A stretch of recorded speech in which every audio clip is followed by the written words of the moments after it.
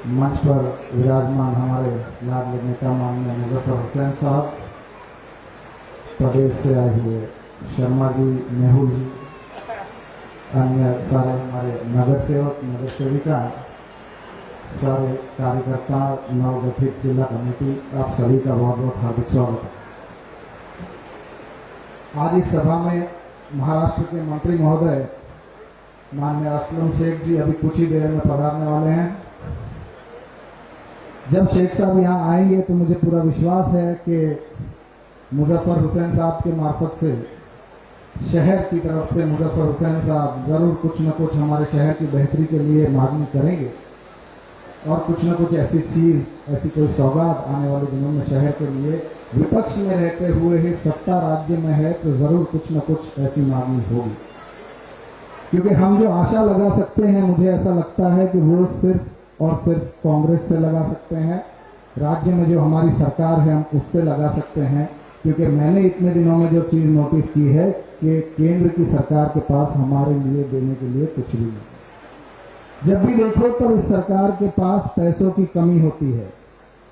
मैं आपको शुरू से बताता हूं, जब से पहले, सबसे पहले जब ये सरकार आई थी तो जो 12.5% आपका सर्विस टैक्स चलता था उसको बढ़ाकर उन्होंने 13% किया, फिर भी उनके पास पैसे नहीं है। उसके बाद उन्होंने आधे % का उस पर एजुकेशन सेस लगाया।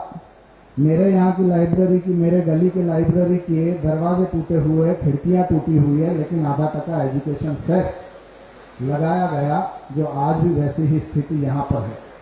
उसके बाद आधा टका सेस स्वच्छ भारत के नाम पर लगाया गया। हमारे पत्रकार बंधु यहाँ पर बैठे हैं, कल ही किसी ने समाचार लगाया था कि काशी मीरा में जितने भी महानगर पालिका द्वारा टॉयलेट्स बनाए गए हैं उन टॉयलेट्स के दरवाजे टूटे हुए हैं, कुंडियां टूटी हुई है, पानी की व्यवस्था नहीं है।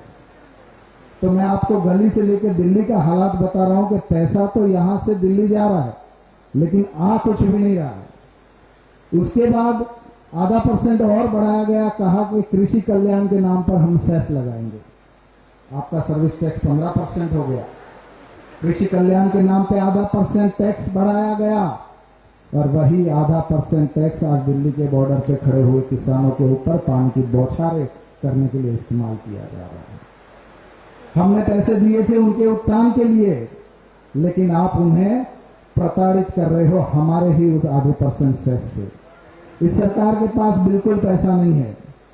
उसके बाद धीरे धीरे कुछ नहीं मिला, नोटबंदी लाई, जो फेल हुई उसमें भी काला धन की बात की गई, हमें उल्लू बनाया गया। उसके बाद जीएसटी लाई गई, जीएसटी में कहा गया कि हम इतना बढ़ा देंगे तो हमें इतनी रेवेन्यू होगी, नोटबंदी से इतना काला धन आएगा। आप लोग जानते हैं कि आज भी सरकार के पास 8 महीने कोरोना से देश पीड़ित रहा, लोगों को टिकट देने के लिए पैसे भी सरकार के पास नहीं थे। तो आपने इतने पैसे का किया क्या?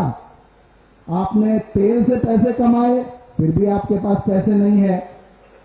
आपने जीएसटी से कमाए, फिर भी पैसे नहीं है। सर्विस टैक्स बढ़ा के कमाए, फिर भी पैसे नहीं है। जब कुछ भी नहीं हुआ तो आपने एयर इंडिया बेची, आपने बीपीसीएल बेची, ओएनजीसी की तैयारी की। इस मार्फत से आपने सोचा कि हम 2 लाख करोड़ इकट्ठा करेंगे क्योंकि हमारे पास पैसे नहीं है। उसका प्राइवेटाइजेशन के लिए आप गए। मैं कहता हूं, जिस देश का प्रधानमंत्री ही अगर खुद प्राइवेटाइजेशन हो जाए तो उसके निजीकरण को हम अगर नहीं रोक पाते तो ये तो छोटी कंपनियां हैं। मुझे दुख के साथ कहना पड़ता है कि मेरे देश के प्रधानमंत्री का निजीकरण हो चुका है। आपको मैं बताता हूं, आपको लगता होगा कि आप भारत देश में, एक लोकतांत्रिक देश में बैठे हैं, लेकिन मैं आपको बता दूं ये आज की तारीख में एक बहुत बड़ा कॉर्पोरेट ऑफिस है। कैसे है मैं बताता हूं। कॉर्पोरेट में डायरेक्टर्स होते हैं, चेयरमैन होता है। हमारे देश में भी चेयरमैन कोई और है और डायरेक्टर उन्होंने प्रधानमंत्री के तौर पर बिठा रखा है। हर व्यक्ति कंपनी में एक शेयर होल्डर होता है।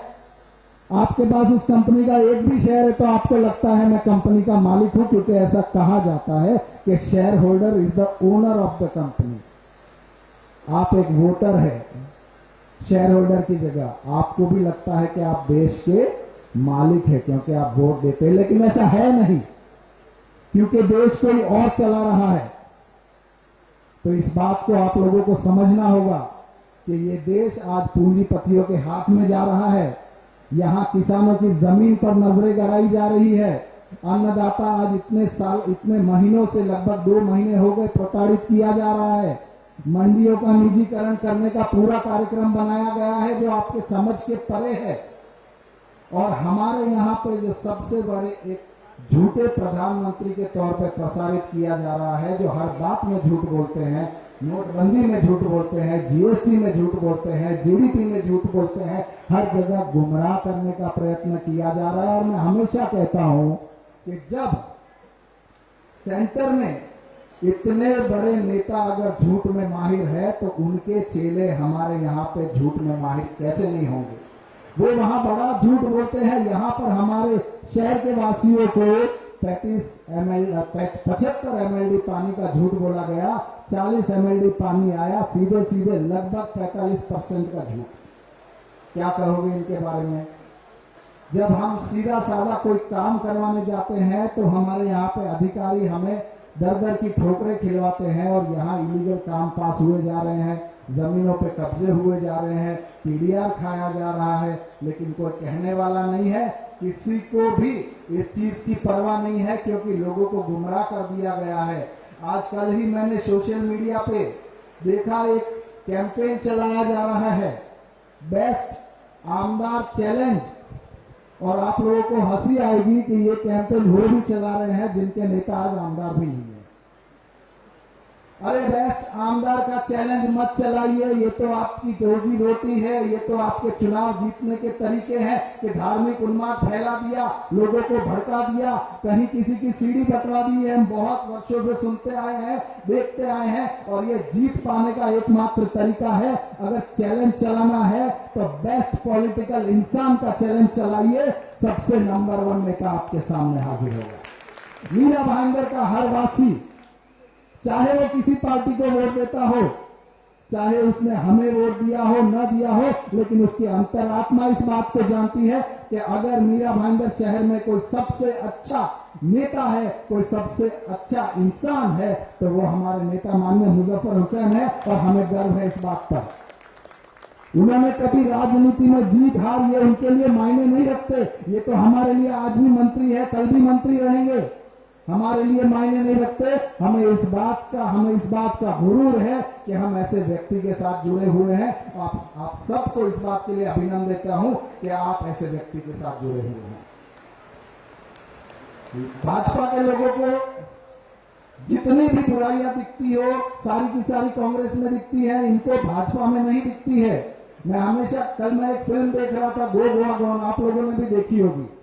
It's a zombie movie. Zombie आप समझते हैं? ज़ॉम्बी मतलब एक तरह का आप भूत कह लीजिए, पिशाच कह लीजिए, जिसका दिमाग नहीं चलता है, जो सिर्फ सामने वाले को जाके काटना उसका लक्ष्य है, और काट के उसको भी ज़ॉम्बी बनाना है और अपनी फौज बढ़ानी है, ये उसका लक्ष्य होता है। तो मैंने सोचा कि कुछ ये ज़ॉम्बी भाजपा के भक्तों के जैसे ही नजर आ रहे हैं मुझे, क्योंकि वो बात अलग है कि उस ज़ॉम्बी में शायद भक्तों से ज्यादा दिमाग होता होगा, लेकिन मैं भी देखता हूं कि ज़ॉम्बी वहां काटता है, अपनी सेना बढ़ाता है, ये भी नफरत का जहर अपने अंदर लेकर घूमते हैं और जगह जगह जो व्यक्ति मिलता है उसे काटने का प्रयत्न करते हैं, उसके अंदर अपनी नफरत इंजेक्ट करने का प्रयत्न करते हैं ताकि वो भी ज़ॉम्बी बन जाए। अब साहब, कोविड का तो टीका जनवरी में आ चुका है, अब लगना भी स्टार्ट हो जाएगा। मैं आपसे, असलम शेख जी से एक निवेदन करूंगा कि हमारी सत्ता है, ऐसे नफरत फैलाने वाले सोशल मीडिया पर बहुत है, आप जल्दी उनके लिए भी एक टीका लेकर आए ताकि उनका भी इलाज जल्दी किया जा सके। दोस्तों, आज मुझे भी जिम्मेदारी दी गई, मैं उसके लिए पार्टी का, मुजफ्फर हुसैन साहब का बहुत आभारी हूं कि मुझे आपने इस लायक समझा।